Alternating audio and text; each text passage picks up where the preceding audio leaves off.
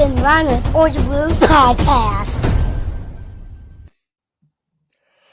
Broncos country. Broncos country. Ha ha ha. It is, you know what? This last week, bigger than Christmas for me, bud. Oh my God, I love the draft. It's been a good week. It's definitely been a good week. Finally, the draft came. Finally got the anticipation over with. We made our draft, and now we're here to talk about it. We get to talk about the draft. What is it? It's been months. Finally, some new news. We've been speculating and trying to figure out what are we going to do. And while in some ways some of us are not quite as excited as others maybe about how the draft went, we're done at speculating.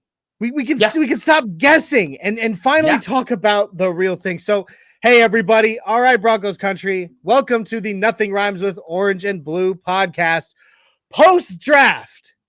Wow. How's that feel? Oh, my God. 2021 draft is in the books, y'all. Yeah, we got a lot to talk about. We want to hear your thoughts, Broncos country. Do. Your questions, your comments, your concerns.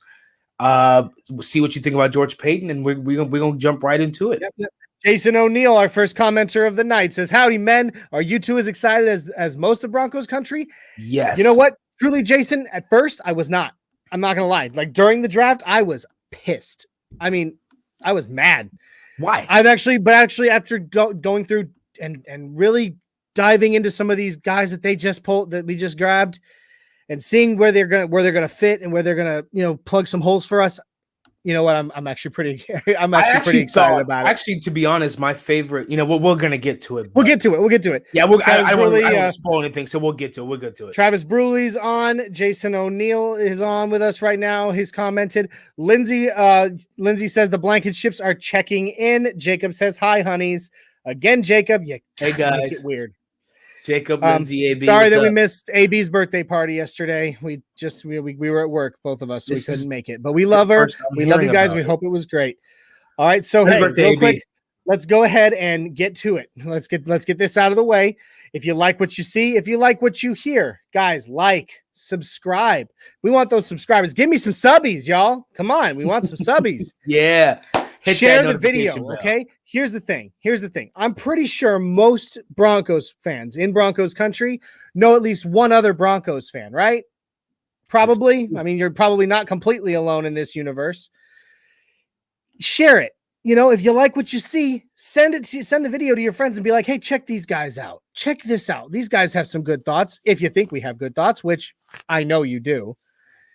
Share it out there, guys. Comment, keep the conversation going as we're going live, okay? Hit that notification bell. You want to, ding, boom.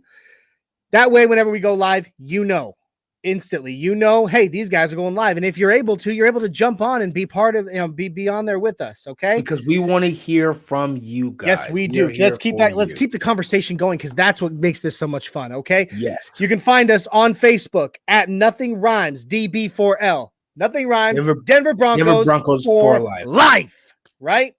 All right. You can find us on YouTube, Nothing Rhymes Podcast. Just type it in, search it. You'll find us. You can find us on Twitter at Nothing_Rhymes_. Okay. I am at Broncos Viking on Twitter. My partner over here is my best friend, Isaiah Henderson, at Word Over World with two underscores. You see the underscores. And last but not least, I just want to throw it out there. If you prefer to listen to just audio and you want an RSS feed, you don't want to be watching the video while you're driving or while you're doing housework or something, you can find us online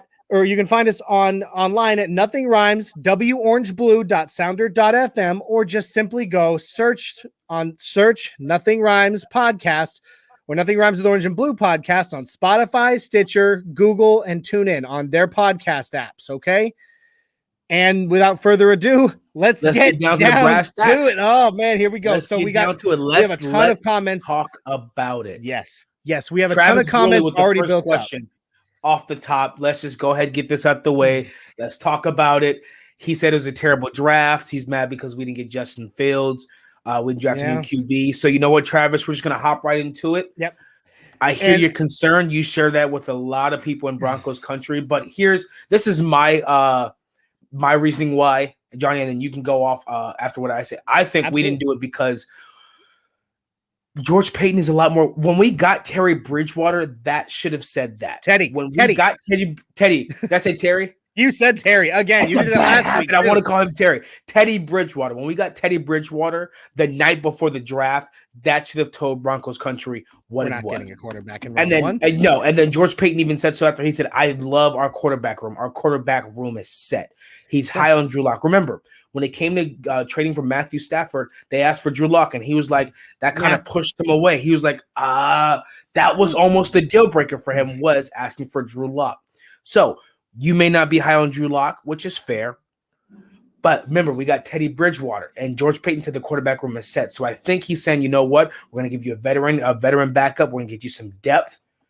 We're going to make sure you're protected in the offensive line. You have a full offseason, so let's see what you can do. And George that's Payton, Go ahead, Johnny. George Payton, he said it all. He has said it all offseason. He has said it. I mean, he's laid it out crystal clear, black and white, plain as day. That he, he is high on Drew Lock. He likes Drew Lock. And odds are, that Drew Lock would be the incumbent starter on day one. Now, granted, there is going to be Rich. I don't know if you're on right now. One of our partners in MHRT. There's going to be a quarterback competition. Don't kill me, Rich. He hates him. Yeah, Rich absolutely hates his quarterback competition. Mike doesn't think it works either. There's going to be a quarterback competition. Broncos here's the thing. George Payton, greedy. Yeah, and that's Broncos country's getting greedy. We got Teddy Bridgewater, and they want a new quarterback. Now, we're getting. Don't greedy, get me guys. wrong. Do not get me wrong. Do not mistake me. When we got to our pick at 9 in the first round, and Justin Fields was on the board, even I was like, "You got to take him. You got to." I would have been mad at the pick. I would have been mad, and I was asking for it. Yeah. At that point, I was like, "He's on the board. Take him," and we didn't. And you know what? That's why I'm not George Payton. Okay, I'm not. I'm Johnny Baki. I'm sitting in my man cave near Nashville, Tennessee. Okay, I am not George Payton. I'm not the general manager of the Denver Broncos. I mean, and he is in that position for a reason. Let's trust the system, his process, guys, because he got that job. He got that job for a reason. Okay, so let's Travis. It's okay to be upset because you share that with many people in Broncos country. So you know what? I'm not knocking you. It's your opinion. It's what you feel. I'm not knocking you for it. You share that with many people. Yeah. Let's just hope, because we're Broncos fans, let's just hope that not getting Justin Fields was the right decision, because we are, at the end of the day, rooting for the name on the front and not the name on the back. Amen. And let's remember, whether you like Drew Lock or not, whether you're like me and absolutely love Drew Lock, or whether you're like, I'd say about 30% of the rest of Broncos country who just absolutely abhor the existence of Drew Lock, he is still our quarterback. He is still in orange and blue. Like Isaiah said, the name is, the name we should be rooting for is on the front, not the back. So let's give him the support that he deserves, at least for the sake of the fact that he wears orange and blue. All right, Broncos country, it's okay to have adverse opinions. Yes, we're here for it. And those opposite opinions, those are what make this community so great. So Mo Bad in the building. Mohammed in the house. Hey, that's your new nickname, Mohammed. Mo Bad. Mo Bad. I like it. Mo Bad. You heard it here first, folks. Mo Bad. What do you think, Mohammed? Let us know. Mundungus, our godfather, mowing down the grass like the Broncos are going to mow down the Raiders, who really suck at drafting. Yeah. He's not wrong. I think the Raiders are more of a free agency team and not a draft team, because it seems like they never build for the future. They always just build now. They just it's all about now. Yeah, just get this guy. John Gruden. Mike Mayock makes the picks, but he does them for John Gruden. John Gruden can afford to. Dude, he's on he signed a 10-year contract. He's like only year 2. I mean, he was making millions as a broadcaster. Now he's making millions as a coach. So he's just figuring out what he wants to do with his life. He's on year 3 of a 10-year contract. He's not going to get fired. Yeah, he's. You know what I mean? If they do, they have to pay out the rest of his contract. So going down my beautiful wife, she's dropping hers in there for a second. Where did it go? I lost it. Oh no! Yeah, it moved up. It jumped on me, dude. Oh my god! We just had enough commenters for the comment stream to jump. I thought about that at the same time. I was like, that's weird. Do you know how real that is? It confused us. I'm so excited. My beautiful wife says, Jack says you're watching them. Go Broncos. We got new best players straight from his mouth. That is from my 6-year-old, y'all. My 6-year-old says we got best new players. What's up?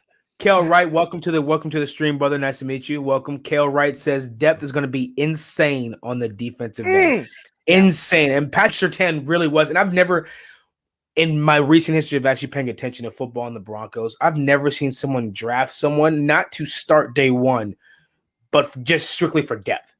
I mean, when you go down through the secondary, and it's pronounced Surtain, not Surtain, Surtain. He came out. Are you Patrick came out and that? yeah, he came out and said it's actually pronounced Surtain. So Patrick Surtain was literally drafted just in case someone gets injured. That's crazy. Not just. Look at the. Okay, here we go. You know what? We're talking about it. First round of the draft. Broncos did not trade up like a lot of Broncos country was pounding the table for, and we did not trade back for more picks like a lot of Broncos country was pounding the table for. What did we do? We stayed at 9, and George Payton went with a very safe pick.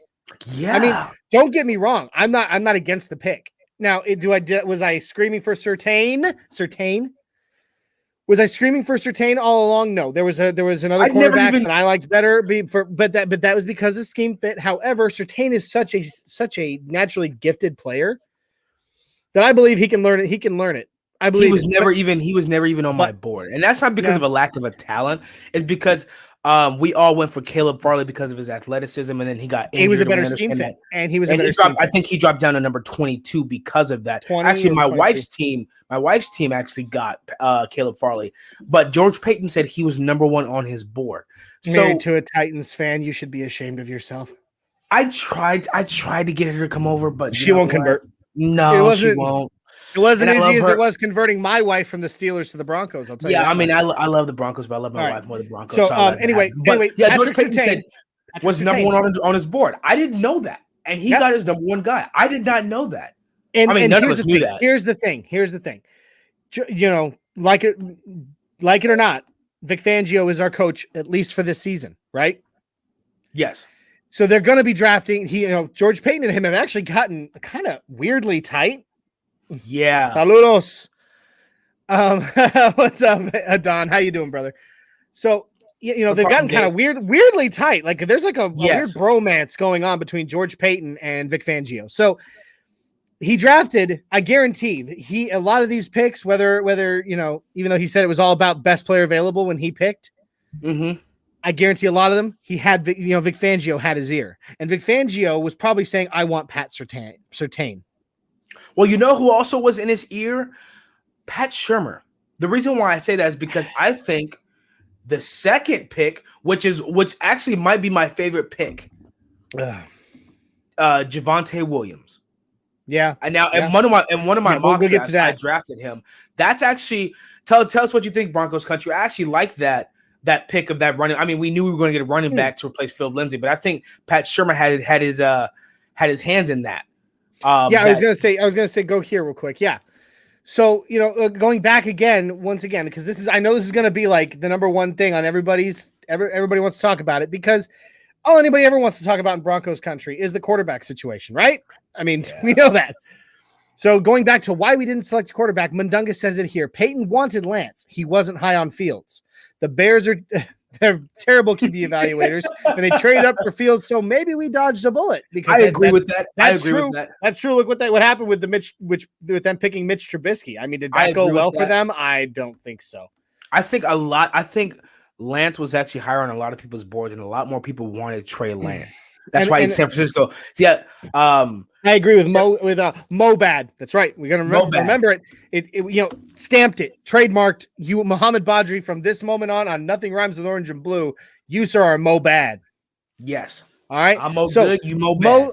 Mo says, I wanted Trey Lance, but he was gone. I would have drafted Slater at 9 or moved back for more picks. There was still some good cornerback late in round 1, and I could not agree more. I said it last week, Mo. I wanted Slater. That was my number 1 pick. It didn't happen. Yeah, you know what? And here's what? Oh my God! Now I got to talk about it because I'm having a Vietnam flashback. No, that's not even it. I'm having like a flashback here. Okay. As upset as I was that we didn't pick Fields when he fell to us at 9, the thing in this draft that made me more angry than anything is when we didn't draft Slater, and then our own division rival in the Chargers got him.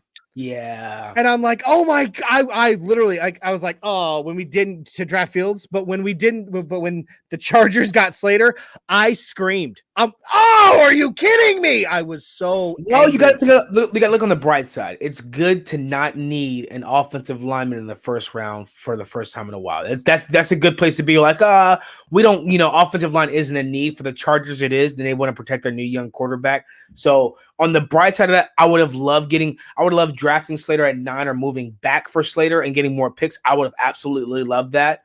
But I can't be mad, either way. And Dave Glassman comes in and he asks a question.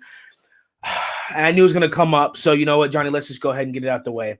He says, what would be an acceptable amount to pay for Rodgers? Buddy, do you let me before we go into, let me just start off by saying this, Broncos country. I love you and I hate you. It's literally draft day and all Broncos Twitter is, can we get Aaron Rodgers? I'm like, we just got Teddy Bridgewater. Why do you want Aaron Rodgers? Okay, but I'm with Broncos country. The difference between Teddy Bridgewater and Aaron Rodgers, okay, is not comparing the two. No. Basically, what I'm saying is when George Payton signed Teddy Bridgewater, he was putting his faith in what we the had. hunt for Red Quarterback October was done.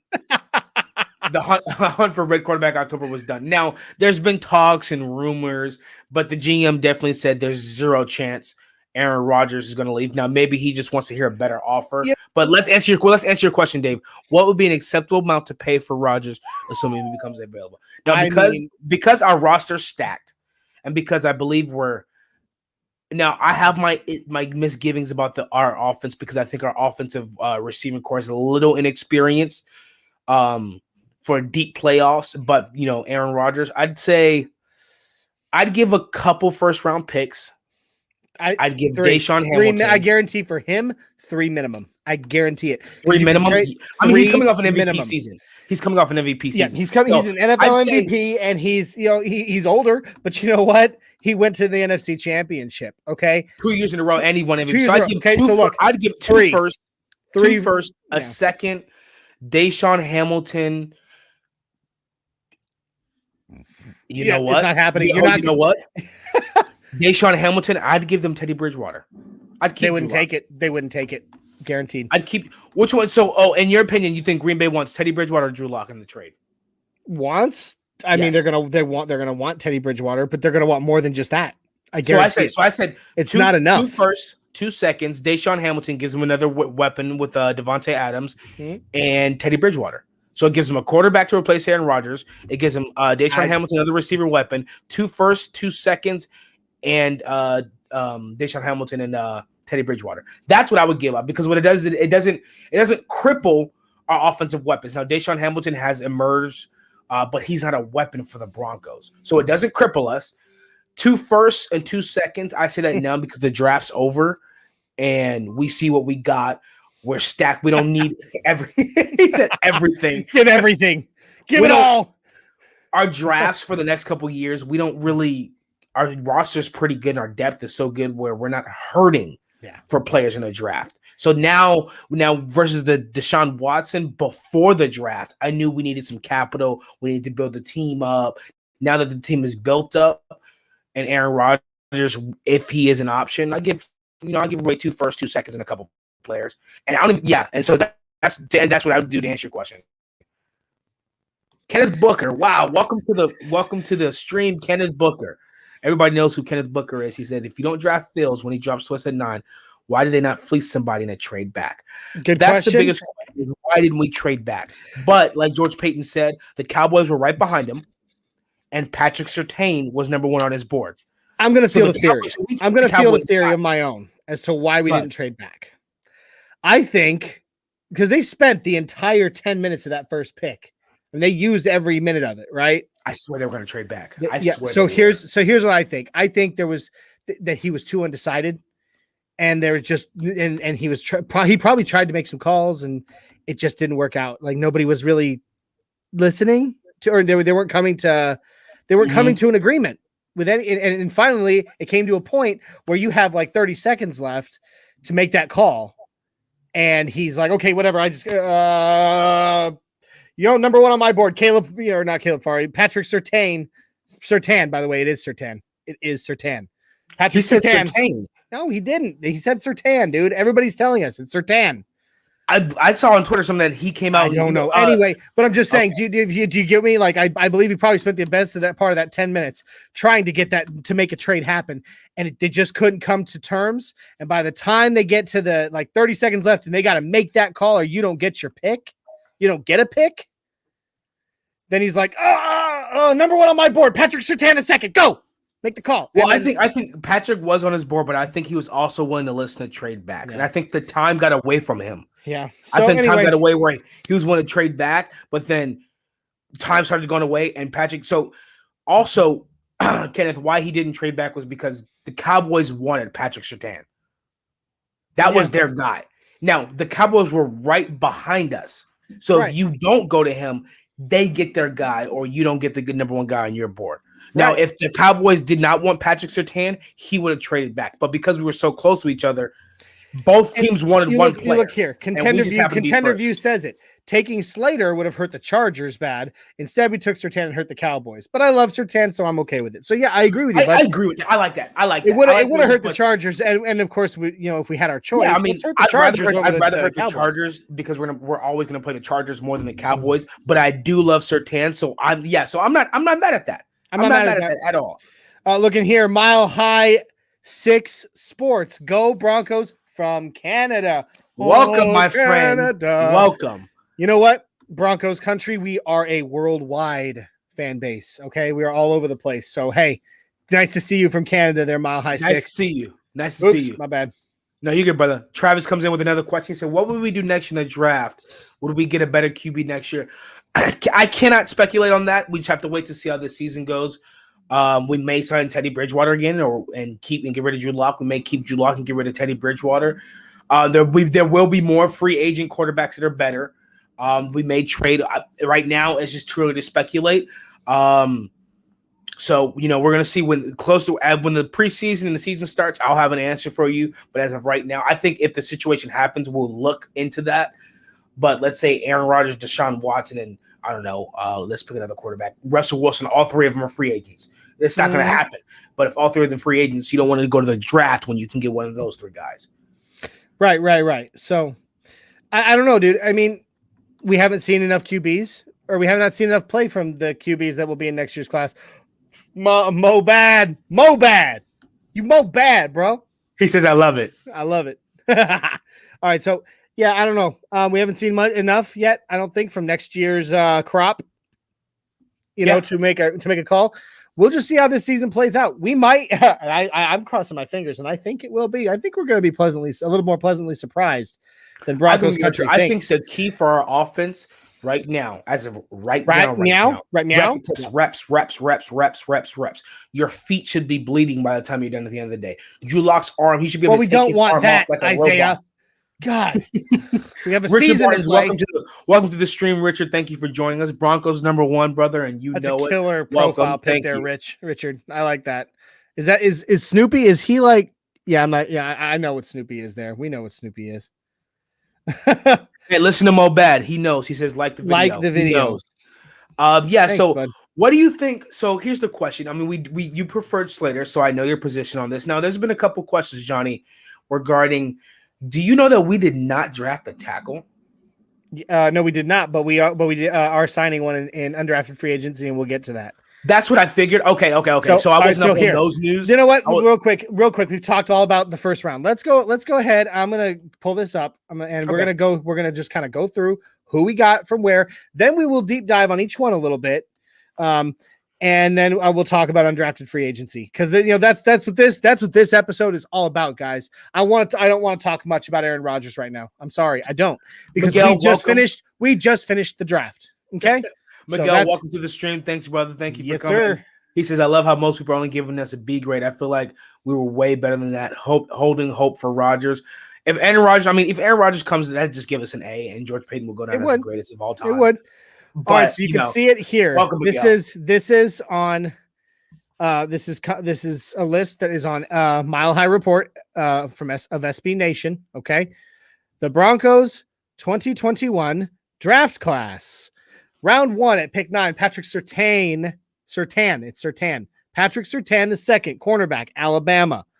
All right, great pick. He may not be the greatest scheme fit, but I think he's scheme versatile, and his athleticism and his natural ability will make him a weapon that will be feared in the Denver secondary. We have to trust Vic Fangio and Pat, and not Matt Patricia. Vic Fangio. Pick number two. My favorite pick of this draft. Yes, mine too. After I've watched him, is Javonte Williams, running back, North Carolina. This kid is so hard to take down. Have you watched tape, Isaiah, on Javonte Williams?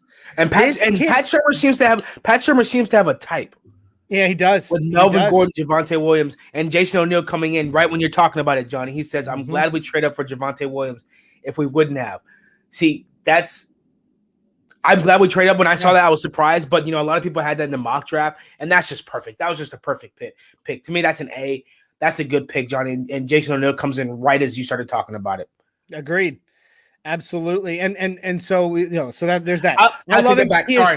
He is so hard to take down. He breaks tackles like it's his second nature is to not get taken down. You know what I mean? Kenneth Booker came in, and I have a new favorite pick, and I'll wait till you get there. I have a new favorite pick. I already know who you're talking about. No, we'll get there. Number 3 was Quinn Miners. You know what?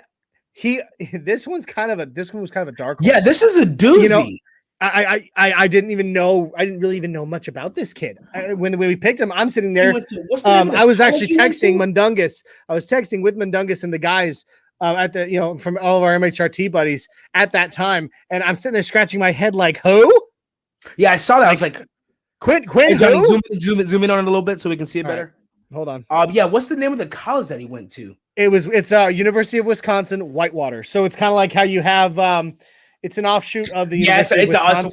It's a smaller, smaller school. And in fact, here's the kicker when it comes to Quinn Miners, which this kid is built like a brick what house. Okay, this kid is like corn-fed Iowa farm boy, chimpanzee strong. Like this guy is strong. And here's the thing: his entire football program at Wisconsin Whitewater was shut down due to the pandemic for the whole season. But he got his invite to the pro day. Or to the Senior Bowl, rather. Sorry, he got his invite to the Senior Bowl. He goes down there and everybody's like, who, from where, and what? And he shows up at the Senior Bowl and just blows. He was blowing mind. He was stopping dudes in drills. Some of the best pass rushers off the defensive line in college football were just having trouble getting past him. So that was great. My only question, Broncos country, and this question pertains to you guys as well out there. A guard, offensive guard, and not a tackle. Contender View says Quinn Miners. I had a 2nd round grade on. He dominated 1 to 2 rounds 1 to 2 round talent at the Senior Bowl. So there you go. We got him in the 3rd, so that was a steal for us. So our depth at offensive guard, because remember we also have Netane Muti, and Graham Glasgow said he's the strongest man he's ever met. Yes. Well, after listening to George Payton and Vic Fangio's post-draft presser last night, he's going to start more than likely. Mike Munchak's going to start him at center. So he's moving Lloyd Cushenberry? I don't know how that's going to work. If he's going to start him, that means Lloyd Cushenberry lost his spot. I don't know for sure, but at their post-draft presser last night, he showed the most at center during the Senior Bowl. So they actually said the word Munch, and referring to Mike Munchak is going to start him at center.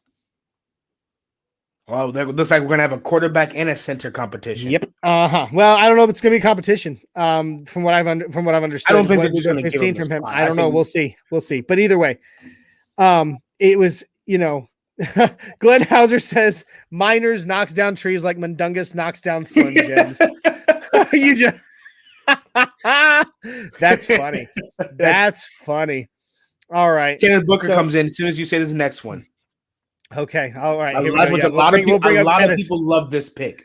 So number 4, we picked Baron Browning, linebacker, Ohio State, the Ohio State University. Do you know how many people on Broncos Twitter were talking about Jabril Cox and Baron Browning as a linebacker? We got the pass coverage linebacker, and this is the one most of Broncos country wanted. So I changed it from Javonte Williams to Baron Browning as my favorite pick. Kenneth Booker says Baron Browning was the best value pick, and Here's the thing.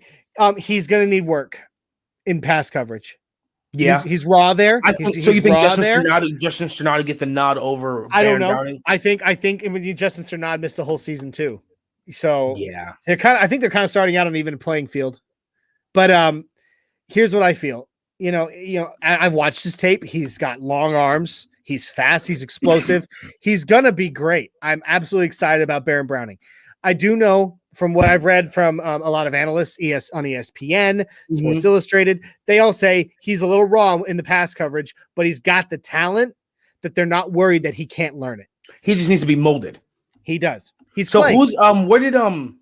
My next question is, what's his for Baron Browning? Because I need to go back and watch more film on him. What's his size? What's his measurements? Oh boy! You know off the top of your head? If you don't know off the top of your head, it's hold on. No. I just keep talking about him. I'm gonna pull something up. Mundungus comes in. Mundungus Creevy comes in. He says Browning for best value pick. A lot of people agree. I would argue that Miners was the best overall pick. So best Baron Browning versus best overall. Yeah. So Baron Browning is 6'3", 245. That's typical outside linebacker size between 6'3" and 6'4".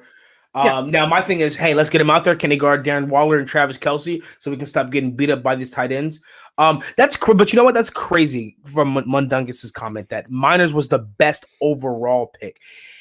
And I think I can speak for all of Broncos countries. I think that offensive guard or center was not what we were quote unquote looking for or expecting, but yet people are coming out and saying that was the best pick.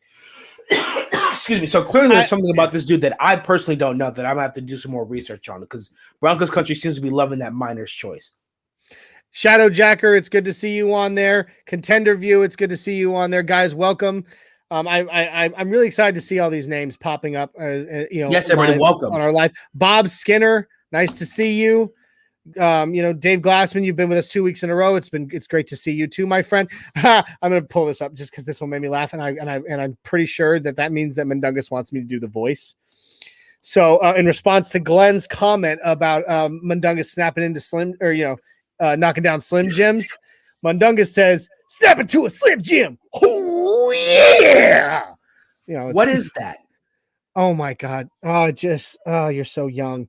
Is he your new best friend or what? Because you guys have 8 inside jokes, and I'm not on. That's not an inside joke. Anybody it's bothering me. It's because we're old. It's because we're old. That's why. Okay, never mind. Then I don't want to be in that. Snap into a Slim Jim. Oh yeah, that was Macho Man Randy Savage doing the Slim Jim commercials from WWE. You guys can be WWE superstar Macho Man Randy Savage. Snap into a Slim Jim. Oh yeah, he was all. That was his thing. Anyway, that's because we're old. All right, shut up, Isaiah, you young buck.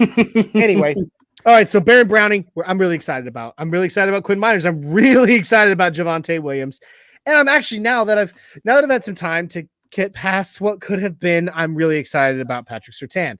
So now we're moving on into that does it for our premium rounds, right? 1, 2, and 3. All right. I have to bring something up. That Richard said, and this is actually a good point that none of us has talked about. I'm glad we have somebody in the stream that thinks outside the box. If nothing else, our special teams will be greatly improved. Yes, our special teams last year wasn't as bad as it was in 2019. It was terrible in 2019, but that's definitely something we need to improve on. Is our special team with Baron Browning, Patrick Surtain, Justin Sternad coming back, Isang Bassey, Duke Dawson. Yeah, our special teams would definitely, especially on kickoff and punt coverage, our special teams would definitely be improved. So thank you for bringing that up. Go ahead, Johnny. Sorry about that. No, it's fine. That does it for our first, second, and third rounds, right? So that's our premium rounds, blue chip players. That's we've reached that with Baron Browning. He was the final pick, I believe, final pick of the third round. All right, so now we move into day 3. All right, so 4 through 7, rounds 4 through 7, and so after Baron Browning, we picked up Caden Stearns. We picked up back-to-back safeties. Yeah, I saw 152, 164. And when asked about why we went with back-to-back safeties, Vic Fangio's answer was that's just how the board fell. That was basically, but between 152 and we picked Caden Stearns, other players that might have been on our board in between got picked, and by the time it got back to us at 164, the highest player on our board was Jamar Johnson, safety out of Indiana. So that's what he said. It was about, he said it's how the board fell, but best player available. Caden Stearns, Well, I can Lamar guarantee Johnson, if two those two gentlemen safeties make back the to team, back. I can guarantee if those two gentlemen make the team, they will be on special teams. So, like Richard said, Well, our special teams will be greatly improved. They will be on special teams. If they'll be on special teams, but you know what? I think they'll have some uses. But you know what? This is going to be for me, and their futures. They are developmental picks for the future, which is what you're supposed to use. This is going to be the most interesting preseason games I'm ever going to watch. Because when we watch the preseason game, we're going to know all the names from all the draft picks. And we're like, oh, we're actually going to sit there and actually study and watch. Hey, isn't that the safety we drafted in the pick 152? Oh, that's the real safety. Quick, buddy. I just want you to see this. I want you to see it. There you go. I had one made for you too. So there you go. I just got to come. I just got to come pick it up. I know. Pick it up. It looks awesome. But yeah, it's going to be interesting. It's going to be an interesting preseason. Contender comes in and he says, the only two things I'm not happy about this offseason that we kind of neglected the front seven and obviously QB. Well, I will agree somewhat with the front seven, but QB, we did sign Teddy Bridgewater, so we did make moves there. Now with the front seven, a lot of people were asking why did we get a tackle. A lot of people are forgetting that we just re-signed. We brought back Calvin Anderson, so Mike Munchak is working. So Calvin Anderson is, I guess you could say he's Jawan James' backup at right tackle. So Mike Munchak's working with him and molding him. I don't know who Garrett Bowles' backup is, but Johnny, you did say we are signing some undrafted free agent tackles. And we'll get into them. We'll get into them here in a bit. And we also have free agency coming up. So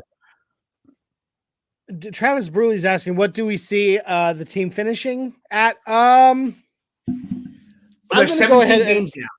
There are 17 games, which I don't like, by the way. It's a weird thrown off number.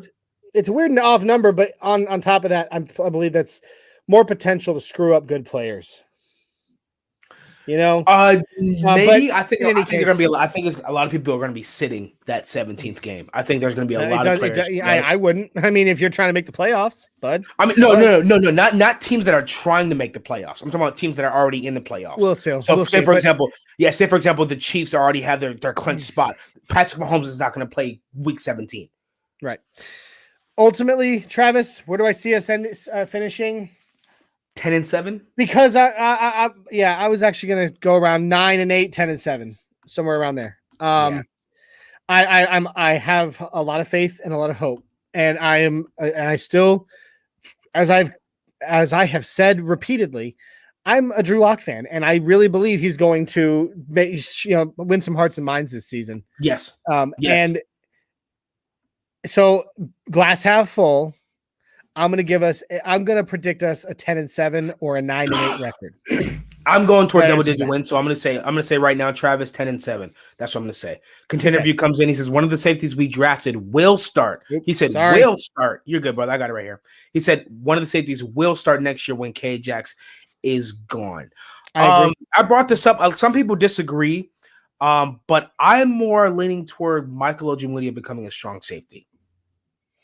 I think we have a lot of cornerback depth.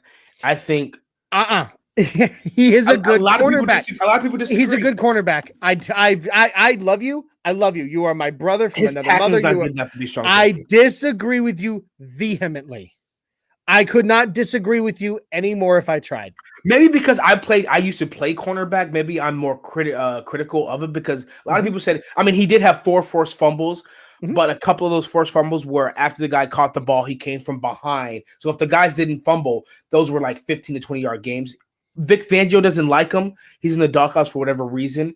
I don't think I still don't believe he's moving over to strong safety. I'd like to see him play it just to see. I don't think he's moving over. The reason why is because I want to see because we have so much depth in the secondary. I want to see the different packages. I want to see Bryce Callahan, Patrick Surtain, Ronald Darby, and Kyle Fuller, and with Justin Simmons and Michael Ojemudia, just move them around, see which is the best fit, who fits together, who brings the most talent, who can cause the most turnovers. And Michael Ojemudia caused 4 forced fumbles. Justin Simmons had 6 or 7 interceptions. So right there, that's 11 turnovers. So I just want to see the different packages because now we have so much depth in the secondary that I think Pro Football Focus, and now we take them with a grain of salt.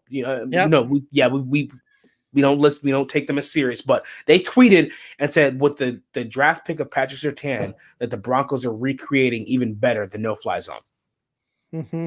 So Shadow Jacker says he's looking forward to the preseason. I'm right there with you, brother. Absolutely. Right there with you. So much. He also has so much talent. Yes. Contender View. Thank you for stopping by the show, my friend. Hope to see you next time. Salute. Hope you catch the rest, later on, because it's still going to be fun. All right. Travis asks, how can we beat Vegas and Kansas City? I think, starting with Kansas City, I think, and I think we realize this, and I think the rest of the NFL realize this, and I think the Kansas City Chiefs realize this, but it's the same thing that every team has done. The key is your front five, your pass rush. If you can fluster the quarterback and make him feel uncomfortable, he's bound to make mistakes. Now, if he doesn't make mistakes, like Patrick Mahomes doesn't make too many mistakes, the ball's not going to get there. The receiver's going to drop. Now, the key is defense. That's how you beat Kansas City. That's how you beat Vegas. You start with the pass rush. Von Miller, Bradley Chubb, Shelby Harris. You get in there every play. So when Patrick Mahomes is in the shotgun, he's not thinking about, okay, let me get to Travis Kelce. He's thinking about, okay, how long do I have until this pocket collapses? And that's when your secondary comes in, because there's sacks and then there's covered sacks. We're building a secondary where we can guard Tyreek Hill, Travis Kelce, and Watkins, and these guys down the field for a couple extra seconds to let Shelby Harris, Mike Purcell, Draymond Jones, Bradley Chubb, and Von Miller get to them. So the way you do it is you start with defense. Oh my God, Glenn, you better stop. Glenn, I'm going to go ahead and say this now, and you can never ask this question again. Are you ready for this? The Broncos could win the Super Bowl every year for the rest of my life. And I will not ever shave the beard. His wife has asked him on multiple occasions what it would take. Trim it or shave it. I've been there personally and witnessed it. We tried together, her and I, and he said no. So the Broncos can go 17-0 and win the Super Bowl, and Johnny would not shave his beard. Nope. So, but I appreciate you asking, because now the question. It's a fun question. This beard will be on my face until the day I die. And then at his funeral, I'm going to shave it off in front of everybody. I will rise from the grave and haunt you. Me and the beard especially, will haunt you from the grave. Okay, Travis. Yes, it is true. Yes. Peyton Manning has been Drew Lock. So Drew Lock has been meeting with Peyton Manning. I think it was Dalton Reisner who came out and said this.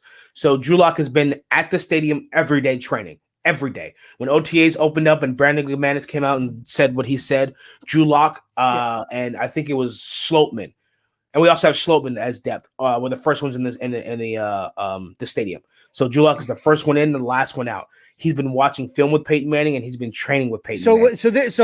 When Peyton Manning was working with Drew Lock during his rookie year, when he was sat most of the season, he was working with Drew on his mechanics, which didn't translate. We saw a lot of mechanical issues on the field, but what he's working with him now is cerebral. He's trying to like help him think like a premier NFL quarterback. And there's no better quarterback. There is nobody.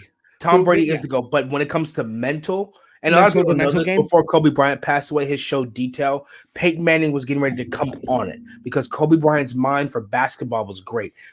Because Peyton Manning's mind is equally great in football, he was going to bring him on the show for that mentality aspect of it. So there's no one better. So mentally as a quarterback, there is no better quarterback in history than Peyton Manning. So what he's doing is it's easier to get the mechanics down, to get the physical, to get the throws, to get the reps. That's easier. But what Peyton Manning is doing with Drew Lock is he's helping him see the game differently, see the field differently. Because that's Johnny, you've already done that. I did that already. I did that for the 2019 draft when we went to the draft. I dyed it orange. You did dye it. But back to what I was saying, with Peyton Manning is he's trying to help Drew Lock see the game differently. Yeah. One thing about Peyton Manning was he can see, and there was interviews about this, he can see the defense and know what they're doing before they do. So if he can help Drew Lock be able to see coverages and defenses differently, that will minimize the turnovers. So he can go from 15 interceptions to 6 because he sees coverages and he sees the game differently. So Travis, yes, he is working with Drew Lock. To answer your next question, do you trade Von Miller next year? It all depends on how he plays this year. And I think the answer is going to be no. I think Von Miller will be a Bronco for life. Yes. All right. So moving on, we need to keep this rolling. So let's go. Within the draft class, we've already talked about our 2 safeties. We got it in the 5th round. 6th round, we took Seth Williams, wide receiver out of Auburn. Is that just because was that just a draft pick just because you always draft a wide receiver every year no matter what? I don't know about that. I mean, you can never have too many wide receivers. And let's be honest, one thing, too many wide receivers. You know what? No, but he could be a really good. He could be that new Tim Pat. Yeah. So I mean, I think it's just like every team every year always drafts an offensive lineman. We got it right. So we got Seth Williams, and I've seen video that calls him human highlight reel from Auburn. Yeah, but you said the same thing about who was it that we said the same thing about? You said about Isaiah McKenzie. He was at the time. I know. I'm not saying anything about that. I'm saying I've watched maybe at this point, because I haven't had a lot of time since the draft already. I've maybe watched a minute and a half of tape on Seth Williams, and what I saw, I liked. He's got some potential. He's got some potential. Peyton said, Nungus came and said Peyton said he's a special teams player. So there you go. That's the best thing to do. That's one of the best things to do with your later rounds is to pick for special teams. We never talk about that, and we never think about is that they also. I mean, we still have Tom McMahon, which scares the but those two safeties is our coach. Those two safeties, Baron. Those two safeties. I think Baron Browning actually might start with Justin Sternad, but those two safeties and the wide receiver, those are special teams choices. One of those safeties is special teams choice. So yeah, they're thinking outside the box. Yeah, I mean it. How much, Glenn? How much time do you want me to devote to Seth? I'll go ahead and I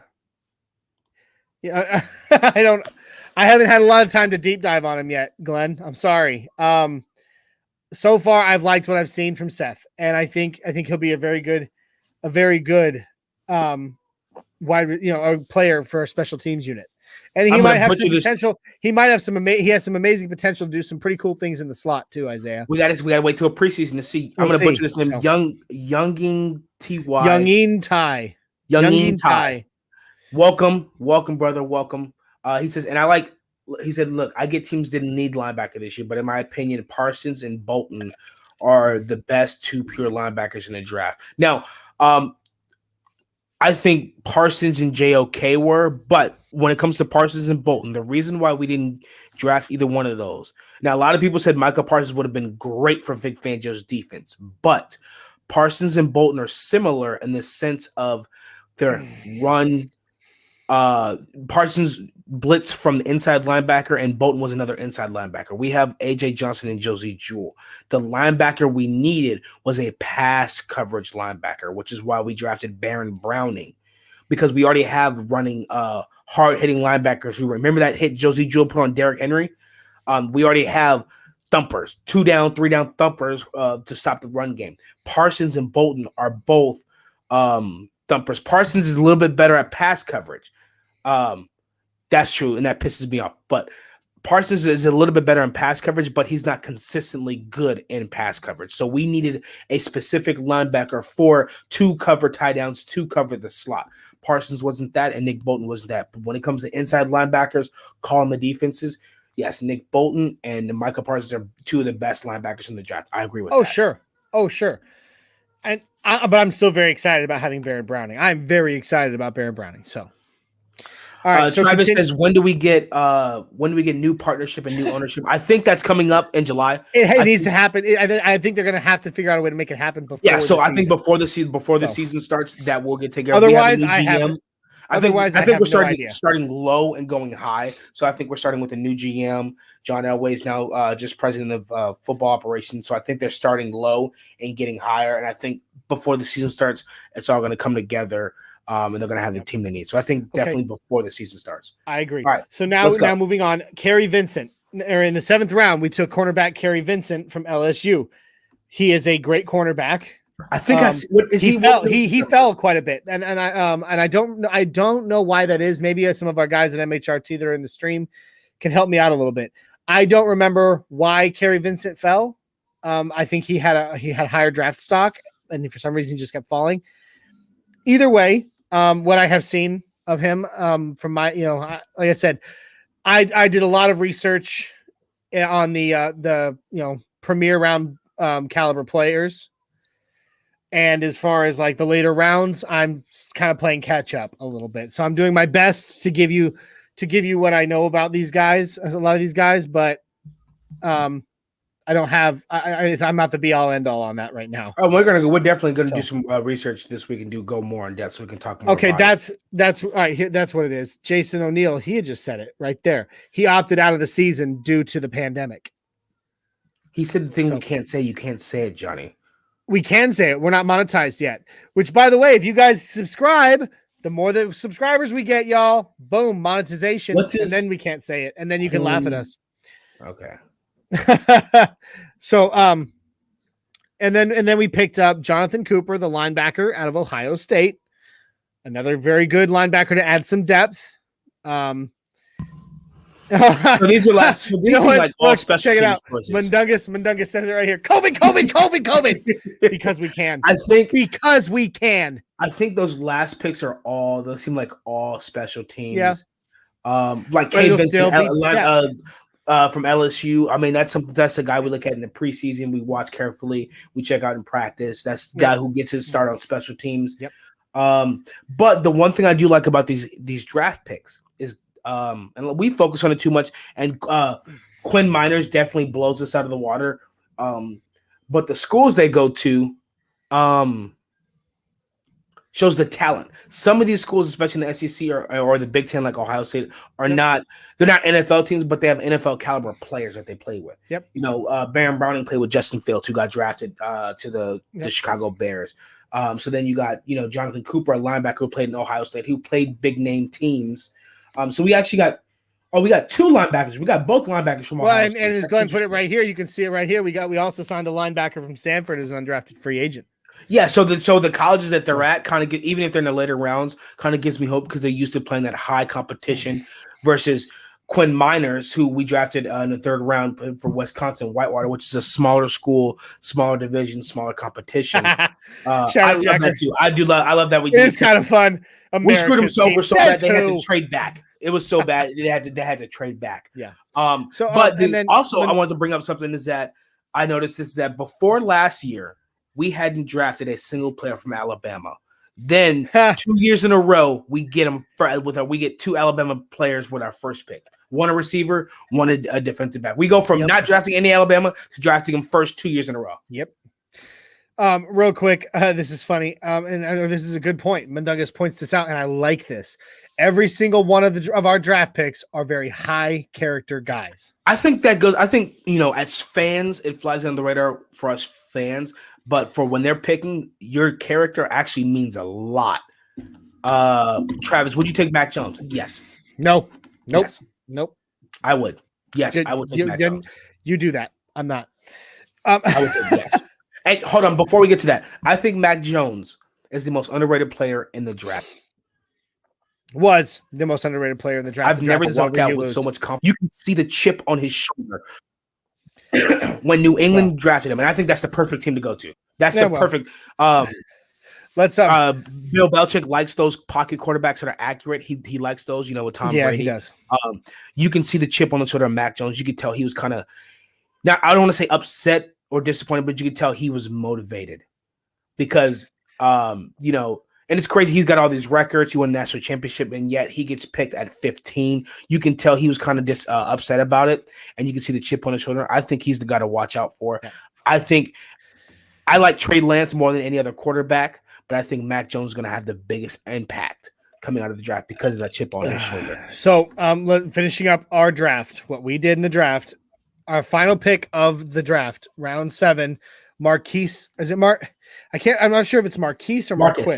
Marcus. That's Marcus. Marcus Spencer, defensive end, Mississippi State.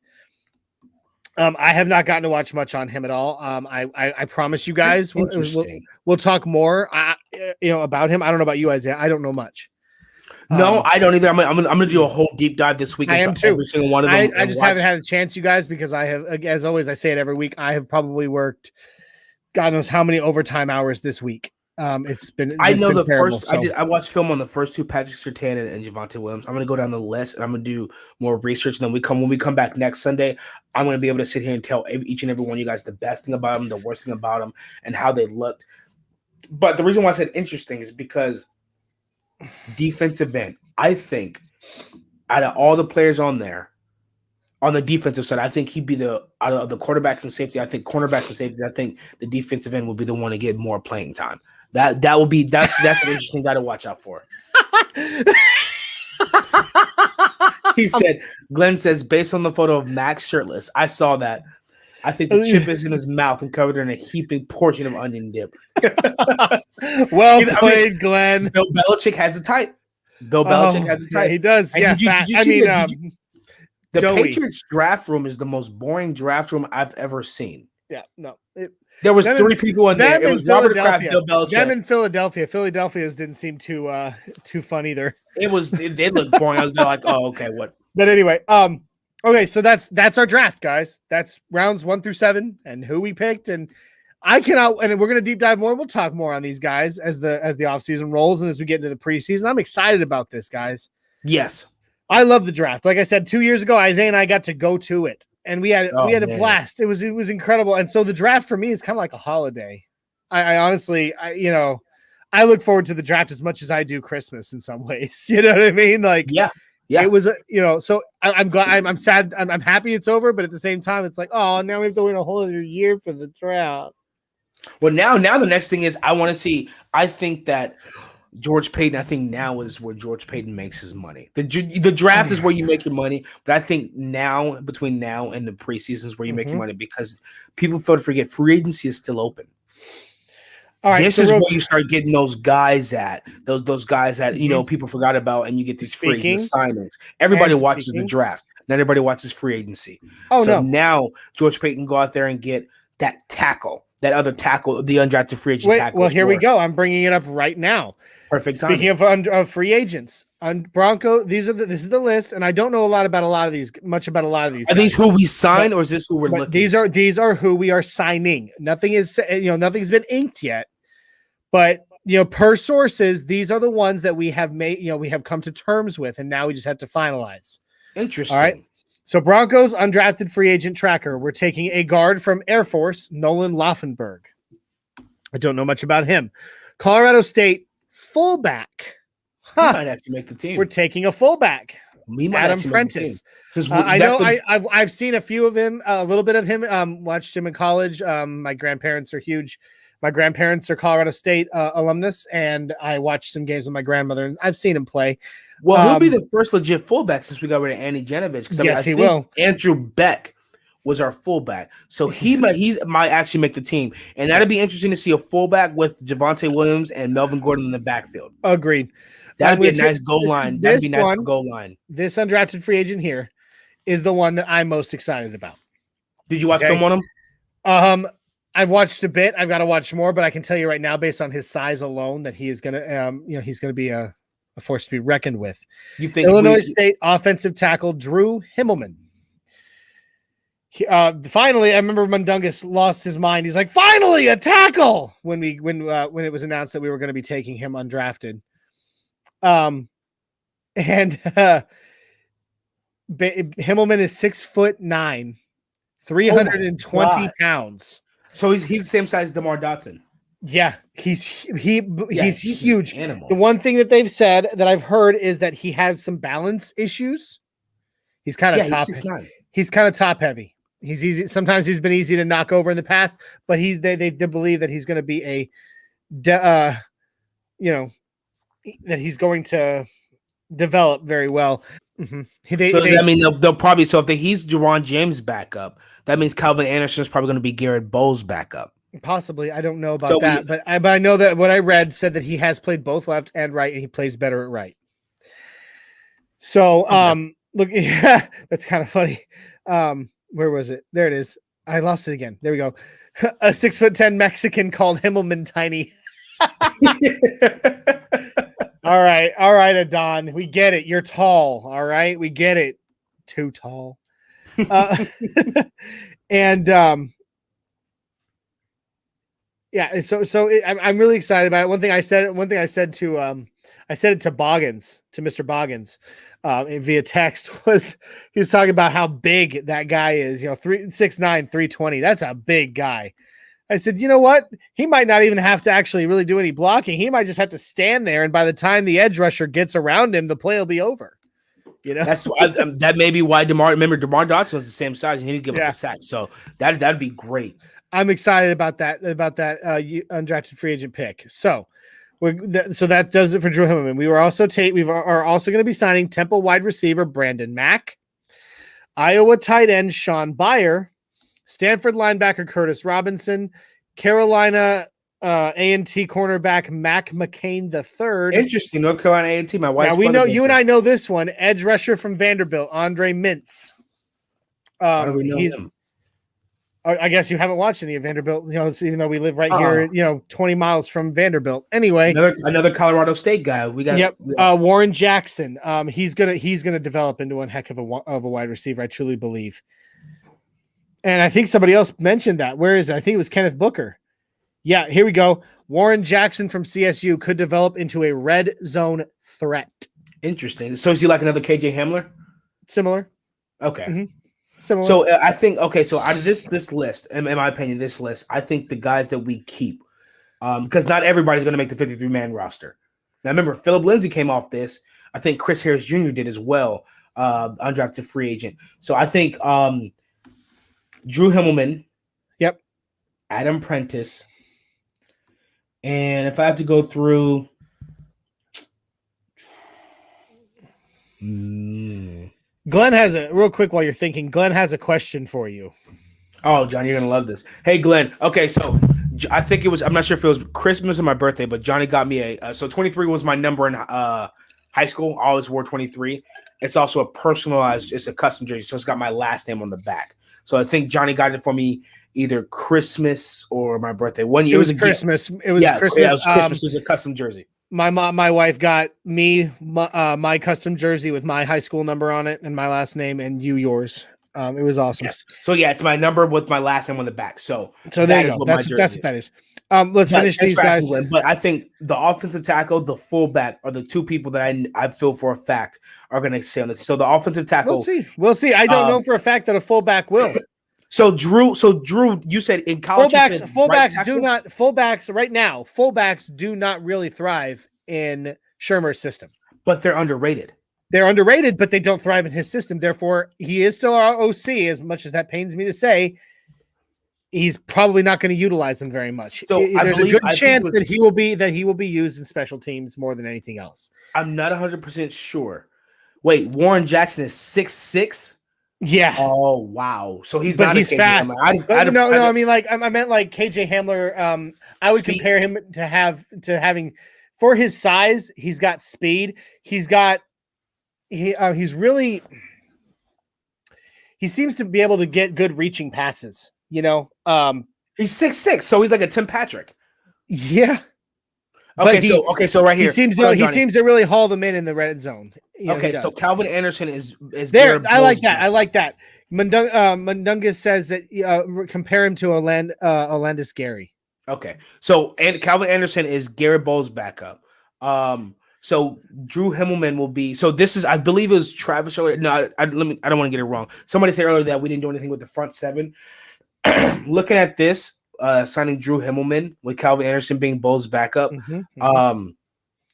We have every single player on our offensive line has a backup. So if you were to take the starters last year, Garrett Bowles, Dalton Reisner, Lloyd Cushenberry, Graham Glasgow, and let's say Jawan James, each and every one of those guys has one backup. Garrett Bowles, Calvin Anderson, Dalton Reisner is the guard we just drafted. The center is the what's his name? Miners.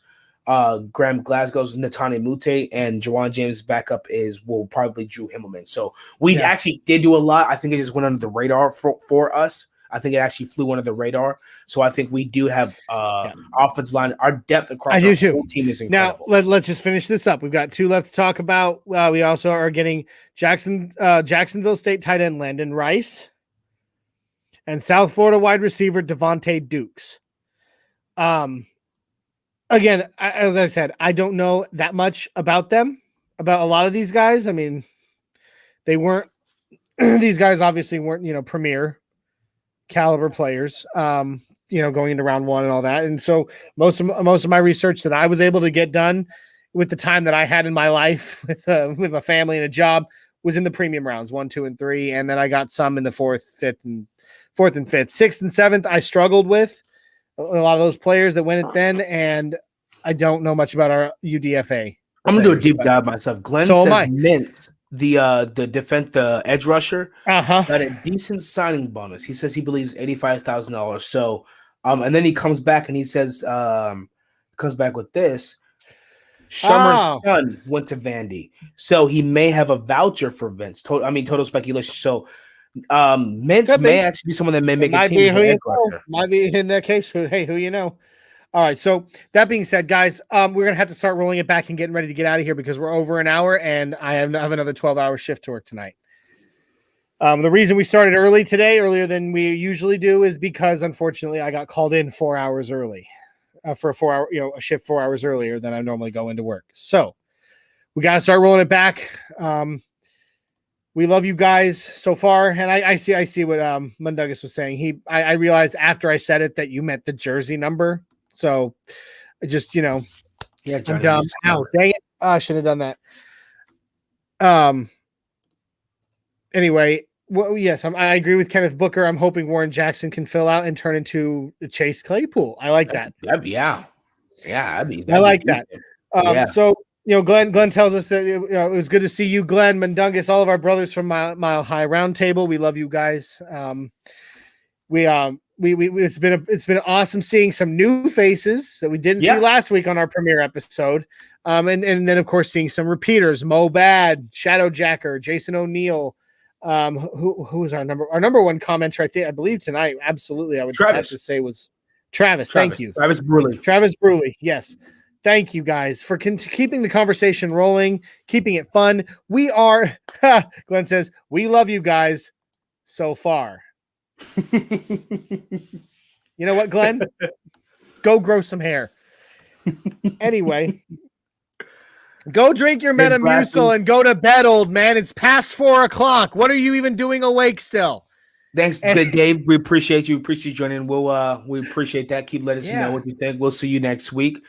Kenneth Booker coming in. Love the show. Thanks, man. Richie coming in at the last hour. Woo! 11th hour, Rich. But that being said, Rich said it. I was about to go into it. Like and share. Guys, let's get into it. Let's do it. Here we go. Boom.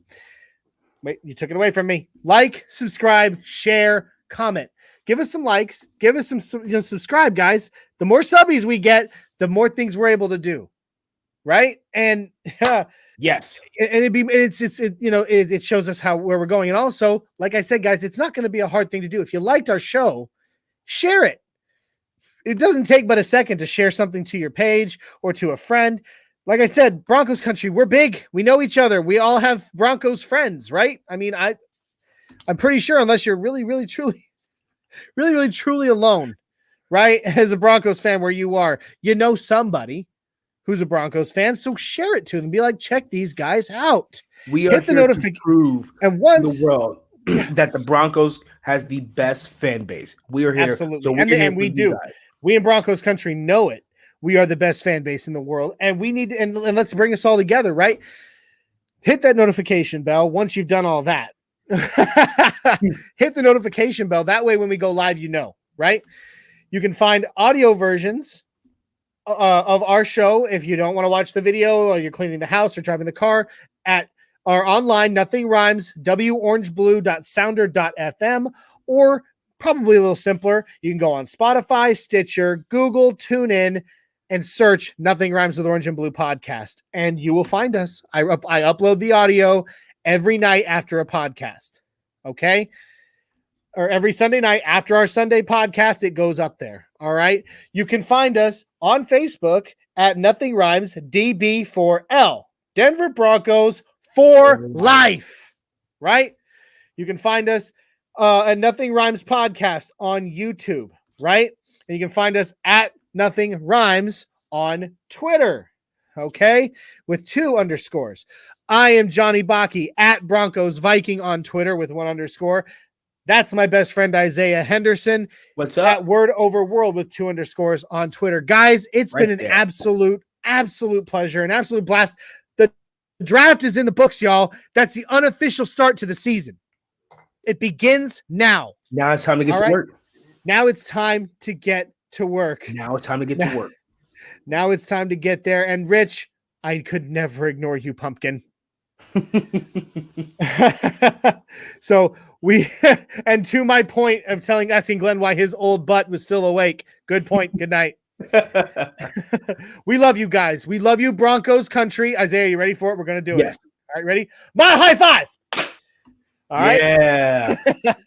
Thank you guys all for coming in. We are here for you guys. We're going to see you guys next Sunday. Next Sunday, we're going to have more details, more film. We're going to do a deep dive into everything that's going on. We're going to catch you up, and we're going to let you guys know what we think about the new draft class past all 7 rounds. And do not forget about our fellow MHRT podcasts. Yes. On Tuesday, we will have Broncos Talk featuring a 6'10" Mexican and Richie Rich, our favorite Canadian. All right. That will be at 7654 on Tuesday. Thursday, you will have the MHRT podcast featuring a 6'10" Mexican, Mundungus Creevy, Glenn Hauser, and Mr. Boggins. That will also be at 7654. Okay. If you can't figure out what I mean by 7654, read a book. Okay. And of course, we will be back next Sunday for Nothing Rhymes with Orange and Blue. Hopefully at our normal time of 6543. Okay. We love you guys. We love you, Broncos country. And that mile high five needs to be clipped. What do you mean by clipped, Rich? I think either one of 2 things, either taken out or put in more. So just in case, we're going to do it again, just because we're not sure, Rich. Just in case. You're right. Mile high five. It's done. It's a thing, Rich. And it will be a thing. Oh, add it to the intro, Mundungus says. That's what I thought he meant. That's what I thought he meant. Okay. All right. We can do it. Mile high five. One more time. Here we go. Hey, everybody who's still online live with us, give us one with us. Just do it for fun. It'll make you smile. It'll make you feel good. Mile high five. In unison. And that's progress. Progress. All right, Broncos country. With us. That being said, hour and 14 in, we're going to get out of here. We love you. Mile high salute. And we will see you next Sunday.